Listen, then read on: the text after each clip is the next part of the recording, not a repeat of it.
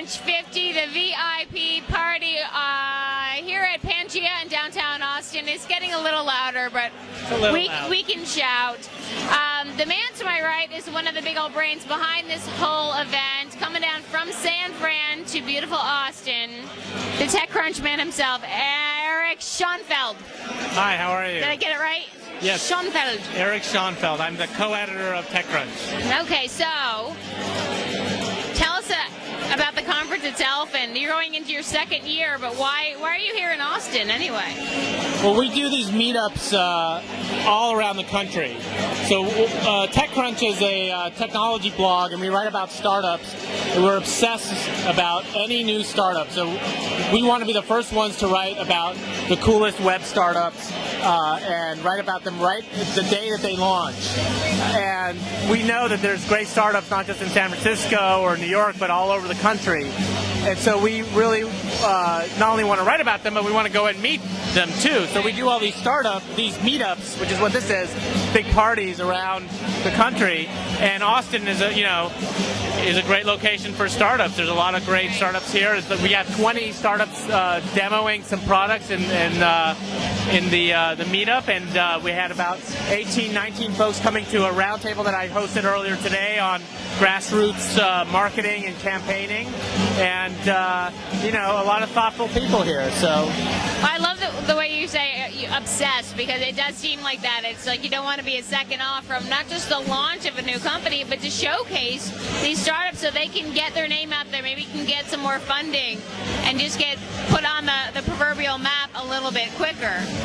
Right, so there's actually a lot of competition for doing what we do. There's a lot of blogs out there that are racing to be the first ones to write about a product launch or a launch of a startup, and we kind of made our name doing that.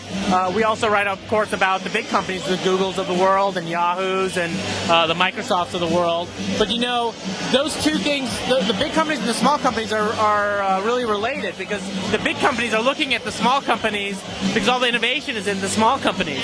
So they're looking to either copy the small companies or they're looking to buy them, right? So it's like a bookend, right? So we cover both sides, and you learn a lot by looking at both sides, because by looking at what the big companies do, that kind of validates which of the small companies are doing the right things.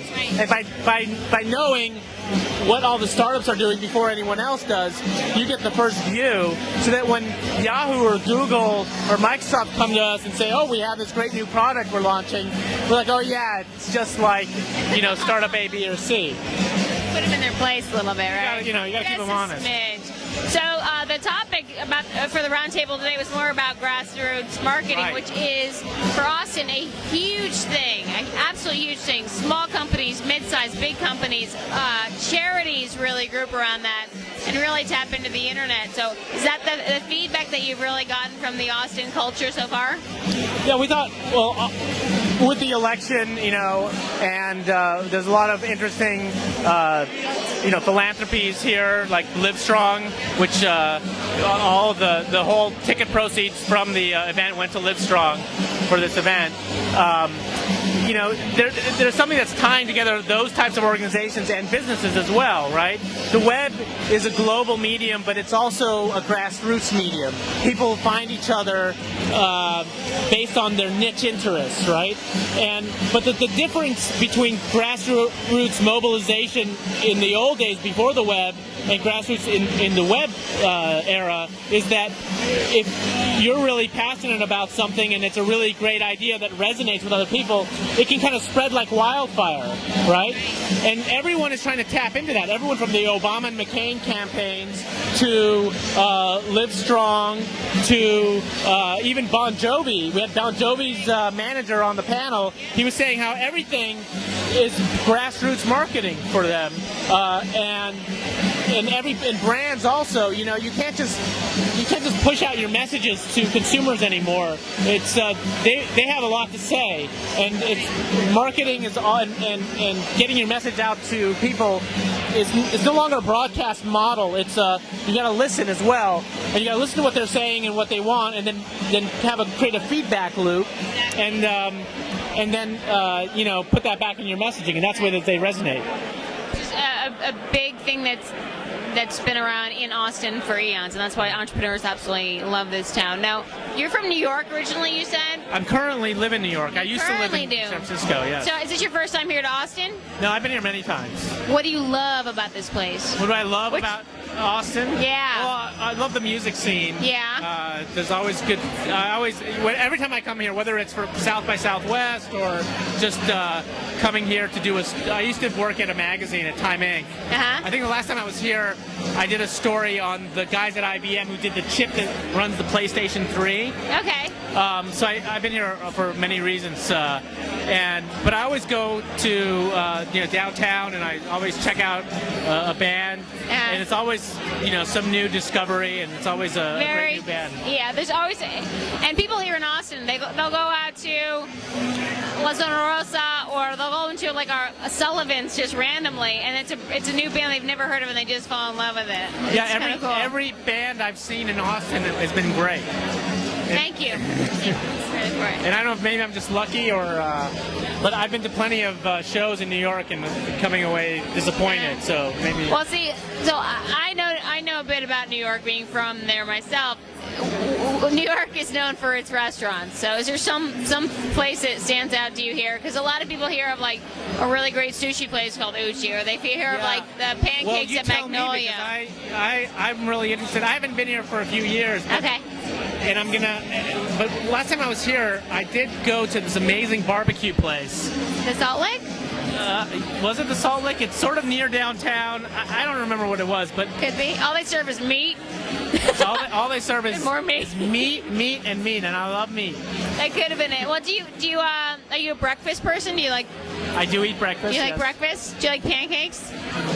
Eggs, more eggs. Do you like eggs? There's a place called the Omeletry and Magnolia Cafe that have like go in and like have the Popeye. Yeah. So do you have the whole celebrity chef culture coming here? We have a few celebrity chefs here, actually, but the culture, I don't know. I'd like to think, and you'll find that there's a little prestige that goes along with some of the executive chefs that run restaurants or own restaurants here, but the pretentiousness is not really there. What about, do you have like this whole, the whole organic markets and local chefs who only cook local produce? There's quite a few restaurants that are like that. Plus, obviously, Whole Foods is based here, and that's a big fuel to firing up people the way they cook in their own homes, and then restaurants as well. And there's a lot of mom and pop local shops.